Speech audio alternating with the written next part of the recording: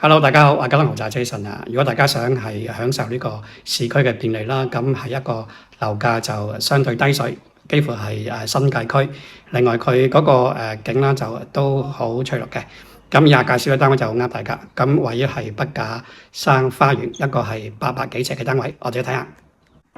唔講唔知嗰個筆架山花園啦，屬於太古地產發展嘅。咁同系列就廿一村花園啦，咁上下時間發展。咁相對之下，呢度比廿一村花園個樓價又平一截。咁比起係九龍塘嗰啲啦，再平一大截嘅。入到嚟先睇到呢個係廚房，就有係7尺啦，乘7尺幾，四四方方。咁呢個單位都比較係舊啦，舊式咁樣，咁都冇所謂，因為買呢啲單位啦，都係預咗要大執。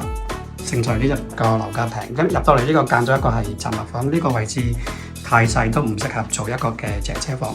咁佢呢一個即係本身原則啦，係冇一個嘅功能房。我見過有啲人咧就喺呢個位置有窗啦，你就間咗一個房出嚟。咁都之後個無損嗰個係客廳嗰個嘅實用性，因為其實呢個客廳都好大嘅，頭先度過啦，都有係超過300尺，去到尾呢個位置。有近係25尺，咁呢個幅度啦又好好嘅，11尺半，嗰個比例非常之靚。樓底佢就有係8尺4寸幾，都幾好嘅。咁佢呢個啦，梳化同電視機個距離都好闊。佢呢個單位有個賣點啦，就係望住一個好翠綠嘅筆架山，好寧靜嘅。咁你話如果係筆架山花園啦，你話嗰個向龍翔道嗰邊啦就比較嘈啲，所以佢嗰個尺價啦，個碼幅都幾大嘅，咁但係都不乏啲筍盤。上到嚟呢邊啦，就係貪佢嗰個係樓價係低水，咁另外咧就揾到啲好實用嘅屋積，譬如呢個啦，係3房1套第一間房，咁呢個都有係9尺半啦，乘7尺半，有係70尺。隔離呢個咧係最細啲，就都有65尺嘅喎，嗰個方向都係冇變嘅，8尺2乘8尺幾。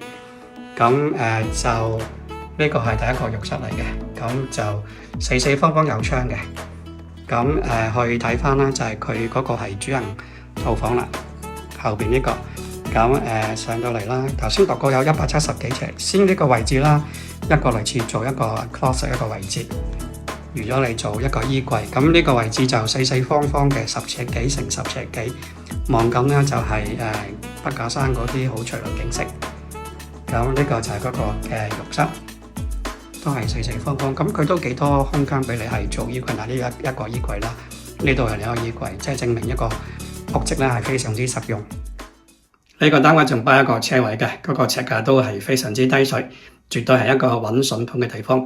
咁我而家後邊呢個位置啦，唔知大家知唔知？其實就係超級豪宅，但係題外。咁佢就後邊呢邊向西嘅，我哋呢邊望翻轉頭咧係向東嘅，個景色俾佢咧絕對係唔舒適。